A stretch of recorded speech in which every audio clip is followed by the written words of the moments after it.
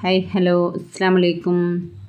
അപ്പം നമ്മൾ ഇന്ന് ഫ്ലവറൊക്കെ വെച്ച ഒരു അടിപൊളി കോട്ടൺ ഫ്രോക്കിൻ്റെ കട്ടിങ്ങും സ്റ്റിച്ചിങ്ങും ഒക്കെ ആയിട്ടാണ് കേട്ടോ വന്നിട്ടുള്ളത്. അപ്പോൾ ഈ ഒരു ഫ്രോക്ക് ഞാൻ മുമ്പ് നിങ്ങൾക്കും വേണ്ടിയിട്ട് ഷെയർ ചെയ്തിട്ടുണ്ടായിരുന്നു. അതിൻ്റെ ഡീറ്റെയിൽസൊക്കെ ഞാൻ അതിൽ പറഞ്ഞിട്ടുണ്ടായിരുന്നു. അപ്പോൾ അതിൻ്റെ കട്ടിങ്ങും സ്റ്റിച്ചിങ്ങുമാണ് ഇന്ന് കാണിക്കുന്നത്. അപ്പോൾ നമ്മൾ അതിനും വേണ്ടിയിട്ട് നമ്മൾ 2 മീറ്റർ കോട്ടൺ മെറ്റീരിയൽ എടുത്തിട്ടുണ്ട്. നമ്മൾ 32 സൈസിലാണ് ഈ ഒരു ഫ്രോക്ക് ചെയ്യുന്നത്. ഇതിൽ yoke length 11 inch, skirt length 21 ഇഞ്ചുമാണ് വരുന്നത്. അപ്പോൾ 21 ഇഞ്ചിൻ്റെ കൂടെ നമ്മളൊരു 3 ഇഞ്ചും കൂടെ എക്സ്ട്രാ ഇട്ടിട്ട് നമ്മളൊരു 24 ഇഞ്ചിലാണ് നമ്മൾ ഈ ഒരു സ്കേർട്ട് പോർഷൻ കട്ട് ചെയ്തിട്ട് എടുക്കുന്നത്. അപ്പോൾ ഇത് 4 ഫോൾഡ് ആക്കിയിട്ട് വെച്ചിട്ട് 2 പീസ് നമ്മൾ കട്ട് ചെയ്തിട്ട് എടുക്കുന്നുണ്ട് കേട്ടോ സ്കേർട്ട് പോർഷന്. പിന്നെ ടോപ്പ് പോർഷന് 11 ഇഞ്ചാണ്. അപ്പോൾ 11 ഇഞ്ച് പ്ലസ് ഒന്നും കൂടെ കൂട്ടി 12 ഇഞ്ചിലാണ് നമ്മൾ ഈ ഒരു യോക്ക് പോർഷന് കട്ട് ചെയ്തിട്ട് എടുക്കുന്നത്. അപ്പോൾ അതിൽ ഷോൾഡർ വരുന്നത് ഒരു 5.5 ഇഞ്ചിലാണ് നമ്മൾ കട്ട് ചെയ്യുന്നത്. ആം ഹോളും ഒരു 5.5 ഇഞ്ചിൽ തന്നെയാണ് നമ്മൾ കട്ട് ചെയ്തിട്ട് എടുക്കുന്നത്. പിന്നെ ആ ഒരു ഷോൾഡർ വരുന്നത് എത്രയാണോ അതിനനുസരിച്ച് തന്നെയാണ് നമ്മൾ ആം ഹോളും കൊടുക്കുന്നത് കേട്ടോ. അപ്പോൾ ചെസ്റ്റ് വണ്ണം വരുന്നത് 24 ഇഞ്ചാണ്. അപ്പോൾ 12 വരും. അപ്പോൾ 6 ഇഞ്ചാണ് നമ്മളൊരു ഭാഗം എടുക്കുക. 4ൽ 1 എന്നുള്ള കണക്കിൽ 6 ഇഞ്ച് കേട്ടോ. പ്ലസ് 1 തയ്യൽ തുമ്പും കൂടെ കൂട്ടിയിട്ട് 7 ഇഞ്ചിൽ നമ്മൾ കട്ട് ചെയ്തിട്ട് എടുക്കുന്നുണ്ട്. 1/2 ഇഞ്ചും കൂടെ വേണമെങ്കിൽ കൊടുക്കാം, കുഴപ്പമൊന്നുമില്ല. 1.5 ഇഞ്ച് തയ്യൽ തുമ്പ് കൊടുക്കണതിന് കുഴപ്പമൊന്നുമില്ല, നമുക്ക് അഡ്ജസ്റ്റ് ചെയ്യാമല്ലോ. പിന്നെ നെക്ക് ലെങ്ത്ത് 3.5 ഇഞ്ചും വിഡ്ത്ത് 2.5 ഇഞ്ചിലാണ് നമ്മൾ കട്ട് ചെയ്തിട്ട് എടുക്കുന്നത്. അപ്പോൾ വലിയ വണ്ണമില്ലാത്തൊരു കുട്ടിയായതുകൊണ്ട് തന്നെ അതന്നെ ഇഷ്ടം പോലെ എടുക്കും കേട്ടോ. അപ്പോൾ നമ്മൾ കൈക്കുഴീൻ്റെ ഭാഗം ഒന്ന് കർവായിട്ട് വരച്ചെടുക്കുക.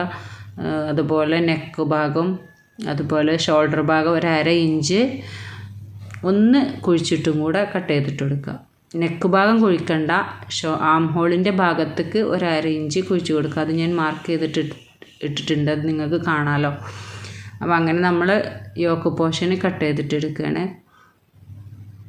ഞാൻ ഇത് കുറച്ച് സ്ലോയിലാണ് വീഡിയോ ഒക്കെ കാണിക്കുന്നത്. അപ്പോൾ കഴിഞ്ഞ വീഡിയോയിലൊക്കെ എല്ലാവരും പറയുന്നുണ്ടായിരുന്നു ഒന്നും മനസ്സിലാവുന്നില്ല എന്ന്. അപ്പോൾ ഞാൻ കുറച്ച് സ്പീഡ് കൂട്ടിയിട്ടായിരുന്നു അതിലൊക്കെ ചെയ്തിട്ടുണ്ടായിരുന്നത്. അപ്പോൾ അത് അറിയാത്തവർക്ക് മനസ്സിലാവില്ല, അറിയണവർക്ക് ഇതിൻ്റെ ആവശ്യമില്ല എന്നൊക്കെ കമൻറ്റിൽ ആൾക്കാർ കമൻറ്റ് ചെയ്തിട്ടുണ്ടായിരുന്നു. അപ്പം ഞാൻ ഇത് കുറച്ച് സ്ലോ ആക്കിയിട്ടാണ് ചെയ്യുന്നത്. അപ്പം ഇനി ഇതിന് പരാതി പറയേണ്ട. അപ്പോൾ അറിയാത്തവർക്കും വേണ്ട, എല്ലാം മനസ്സിലാവും, അതിനും വേണ്ടിയിട്ടാണ് കേട്ടോ.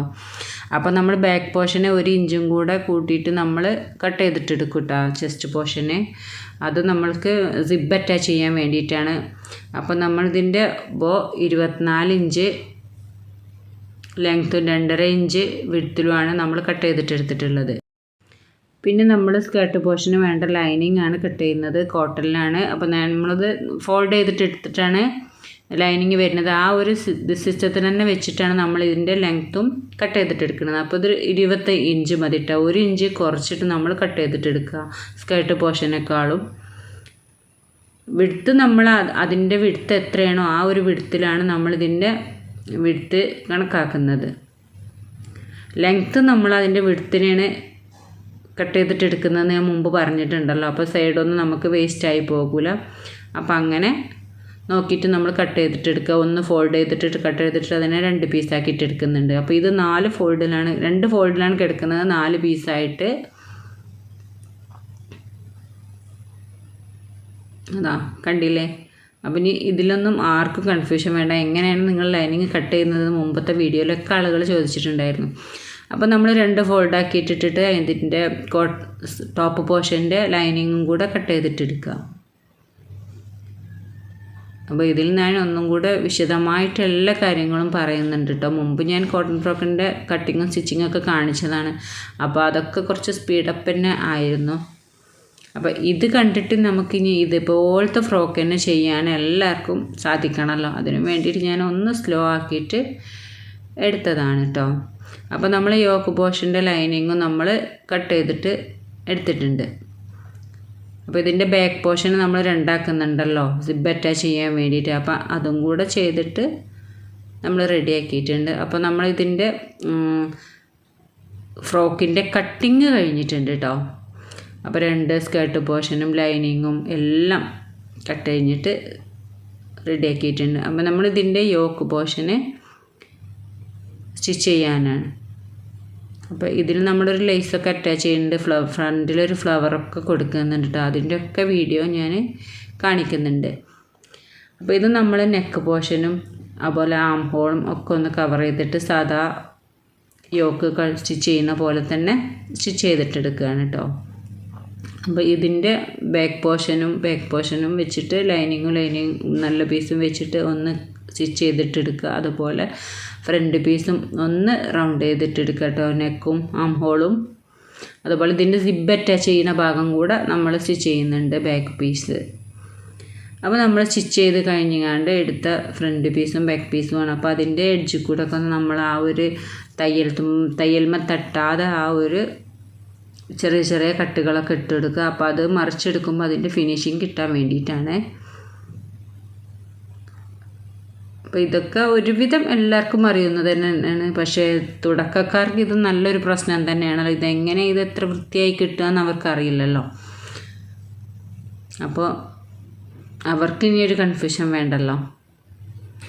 അപ്പോൾ നമ്മൾ ആ ഫ്രണ്ട് പോർഷനെ ഒന്നുകൊണ്ട് മറിച്ചെടുത്തതിന് ശേഷം നമ്മൾ അതിൻ്റെ ഷോൾഡർ പോർഷൻ ഒന്ന് സ്റ്റിച്ച് ചെയ്ത് കൊടുക്കുക. അപ്പോൾ അതൊക്കെ നല്ലൊരു ഫിനിഷിങ് കിട്ടാൻ വേണ്ടിയിട്ട് മറക്കാതെ തന്നെ ചെയ്തെടുക്കണം കേട്ടോ. എന്നിട്ട് അതിൻ്റെ എല്ലാ വശവും ഒന്ന് റൗണ്ട് ചെയ്തിട്ട് സ്റ്റിച്ച് ചെയ്തിട്ട് പതിച്ച് സ്റ്റിച്ച് ചെയ്തിട്ട് കൊടുക്കുക. അപ്പോൾ നമ്മളെ ഫ്രണ്ട് പീസ് നല്ല ഫിനിഷായിട്ട് തന്നെ കിട്ടും. അതുപോലെ ബാക്ക് പീസ് നമ്മൾ ആ ഒരു കോർണർ ഭാഗം ഒന്ന് കട്ട് ചെയ്തിട്ട് കൊടുത്തതിന് ശേഷം നമ്മളതിൻ്റെ എഡ്ജിൽ കൂടെ ഒക്കെ ഒന്ന് മെല്ലെ മെല്ലെ കട്ട് ചെയ്തിട്ട് കൊടുക്കുക. അത് ആം ഹോൾ ക്ലീനായി കിട്ടാൻ വേണ്ടിയിട്ട് അങ്ങനെ രണ്ട് പീസും അതേപോലെ തന്നെ ചെയ്തിട്ടെടുക്കാം.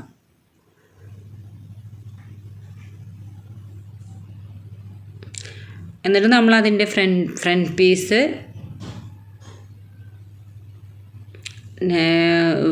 ഫ്രണ്ട് യോക്ക് നമ്മളതിൻ്റെ ബാക്ക് യോക്കിൻ്റെ ആ ഒരു ഓപ്പൺ വരുന്ന ഭാഗം ഉണ്ടല്ലോ, ആ ഒരു ഭാഗത്തേക്ക് നല്ല പീസും വരുന്ന രീതിയിൽ, അതുപോലെ ലൈനിങ്ങും വരുന്ന രീതിയിൽ വെച്ചിട്ട് മെല്ലെ അതിൻ്റെ ഉള്ളിൽ കൂടെ മെല്ലെ ഒന്ന്